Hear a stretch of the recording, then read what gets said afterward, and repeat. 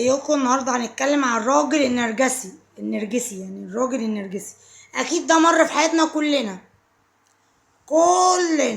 على فكرة مش لازم الراجل النرجسي يبقى جوزك، ممكن اخوكي نرجسي، على فكرة ممكن اي حد من قرايبك نرجسي، ممكن حد معاكي في الشغل زميلك نرجسي، في الكلية، في الشغل، جار، معرفة، قريب، جوز. بس المعظم بيبقى الزوج، لان انت بتبقي مجبرة انك عايشة معاه في نفس البيت و24 ساعة والعمر وكده. فالراجل النرجسي، ايه صفات الراجل النرجسي دي؟ الراجل النرجسي اولا بيبقى فيه الغيرة من نجاح المرأة، من مستوى المرأة لما يعلى ماديا، ثقافيا، في العمل، في الدراسة، بيبقى فيه غيرة حتى لو لبست طقم جديد، لو اهتمت بمظهرها بيبقى فيه غيرة، لو لقى عندها استقلالية مادية غيرة. ده نرجسي، وش كده على طول نرجسي. بكذا صفات بقى، النرجسي عنده كذا صفات. قلنا الغيرة، والغيرة دي في كذا حاجة، كأن واحدة ست بيغير من لبسك، بيغير من مرتبك، بيغير ان عندك فلوس، بيغير انك مثلا جبت حاجة جديدة، بيغير من حب الناس ليكي. يا لو لقى مثلا ليكي صحابات قرايب ناس معارف بيحبوكي بيغير وبيحقد. النرجسي هو كده، غيرة بجميع الانواع، الغيرة في جميع المجالات. النرجسي ايه تاني؟ ايه الحاجة التانية؟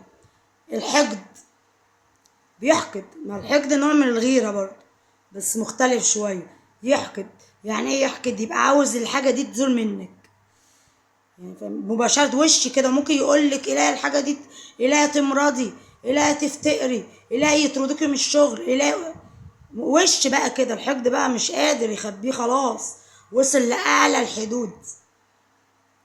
الحاجة التالتة ايه بقى؟ النرجسي من الحاجات برضو اللي فيه، أعوذ بالله يكفينا شرهم، محبهمش أبدا. السيطرة بقى، يسيطر عليك بأي طريقة، ان انتي واحدة ملكيش شخصية، يمحي شخصيتك دي تماما خالص، زيرو شخصية، صفر شخصية. يخلي هو كلمته انا الراجل، هو ممكن ما يسويش حاجة اصلا، يعني ولا شكل ولا منظر ولا منصب ولا مستوى مادي ولا قايم بطلبات البيت يعني، ولا المصاريف، ولا بيصرف عليك ولا مهنيكي عشان يسيطر. يمكن لو راجل عدل وبيصرف عليكي ومهنيكي زي ما القرآن والمسيح وكله بيقول، نقول ماشي، الراجل مش مقصر معاه يسيطر شوية. لكن ده يبقى مسيطر فول اوبشن، اعلى حاجة، الفل توب فوق، الازازة هتنفجر من المية هتقع، يبقى مسيطر اعلى حاجة وهو مفيش عيشة. لا بيصرف عليك ولا مهنيكي ولا بياخدك زي الرجالة يفسحك، ايتي ما يوديكيش لدكتور، يستخسر فيك الكشف وعلبة الدواء، ماشي يعني. ويبقى هو اللي عامل بقى، هو القائد وزعيم الأمة، وهو ممكن ولا حاجة، يعني ولا حاجة بسوق الرجالة. يعني لو خرج للرجالة الهاي كلاس يلاقي نفسه صفر على الشمال. ويقعد برضو ايه، يعلي في نفسه ان هو المسيطر، وانت مالكيش رأي، انت عبدة وجارية عندي، انت تسمعي الكلام وتقولي حاضر ونعم، ما تقوليش اي مبررات وما تعرضيش. سيطرة، نرجسي. تحكم، السيطرة والتحكم مع بعض هما واحد. نرجسي. قلنا ايه والبخل، البخل البخل في كل حاجة بقى.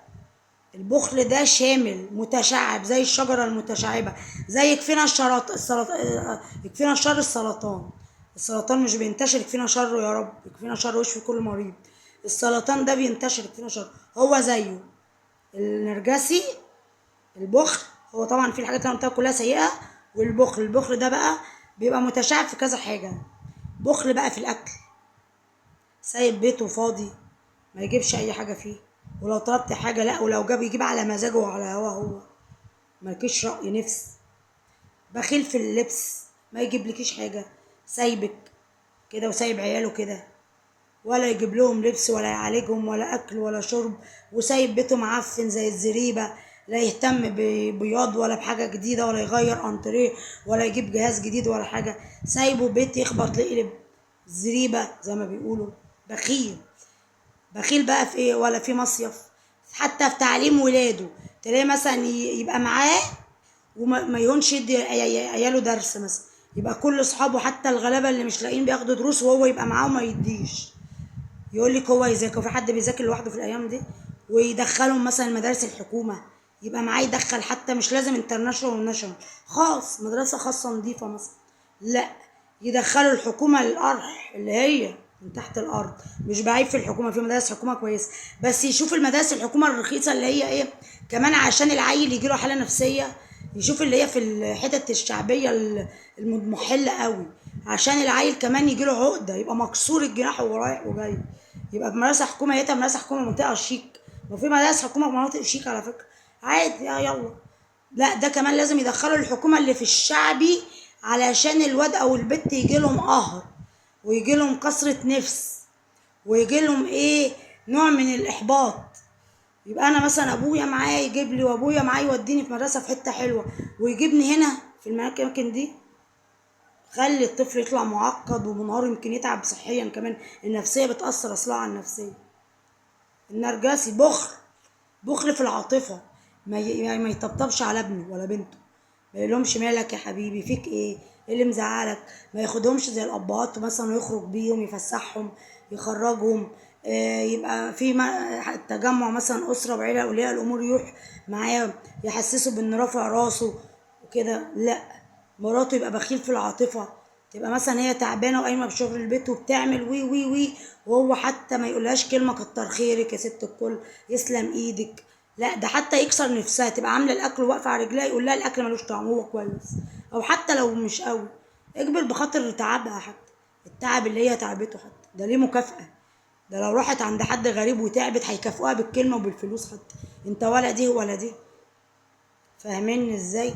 حتى في الكلمه بخيل في المشاعر، ان يديها كلمه حلوه يطبطب عليها، لو عملت حاجه مثلا يكبر خاطرها، يقول لها يسلم ايدك على مجهودك ده، انت تعبت النهارده مثلا معانا، الله اللي تبقى عامله له مثلا عزومه وعازم صحابه مثلا، ساعة الصحاب ايه يحب يظهر قدامهم واو، ان هو ايه، ويجيب ويعمل، والجارية تطبخ بقى وتوضب وتنظف وتعمل، عشان يظهر قدام صحابه واو. بعد ما القعدة تخلص او السهر او العزومة والناس تمشي، هي بقى مش يقول لها كتر خيرك شرفتيني، انت عملتي مجهود يسلم ايديكي، كتر خيرك يا ست الكل، ويدعي لها، لا. ومثلا يوم كده يخرجها خروجه حلوه ولا يجيب لها هديه، لا، ما يجيبلهاش حاجه وبوز، ده بالعكس ممكن يقول لها ايه، ده انت تعبتينا اكل ايه، ده انا لو كنت جبت من بره كان احسن لي، كان اوفر لي والطعم احسن، الله اعلم هيقولوا ايه، ويبقى هما شكرانين في الايه، يقول لها الله اعلم هيقولوا ايه. وبعد ما يشكروا بقى هي تساله قالوا لك ايه اصحابك، ما قالوش حاجه، هما يبقوا قايلين وشكرانين، او يقولوا اه عادي، قالوا لي عادي كويس، ما شكروش، هما ممكن يكونوا مدحين المدح اللي هو، بس مش عاوز يحسسها بقيمتها، او انها عملت مجهود ونجحت فيه. على فكرة الأمثلة دي موجودة كتير، الراجل النرجسي اللي هو صفته من أحد الصفات البخل اللي في كل حاجة، والغيرة والحقد، حاجات كتير زي اللي أنا قلتها كده، دي كلها بقى كلها، ويحسسها بالفشل بقى، يعني طول ما هو ماشي عارف فين بقى ايه، لو واحدة بتشتغل وناجحة في شغلها وماسكة مثلا دكتورة في بنك أو محاسبة في بنك أو في شركة كبيرة أو معلمة في مدرسة كويسة مثلا وكده كمرتب وقسيط كويسة، هو يعمل ايه بقى، انت ست فاشلة، بتطلعي همك وفشلك في الشغل عشان انت ست فاشله في البيت، وهي ما تبقاش فاشله، تبقى قايمه بواجباتها في البيت على اكمل وجه ومنظمه وقتها بين هنا وهنا، بس هو عاوز ايه، يكسرها، يحسسها انت الفاشله اللي بتروحي تشتغلي عشان انت فاشله.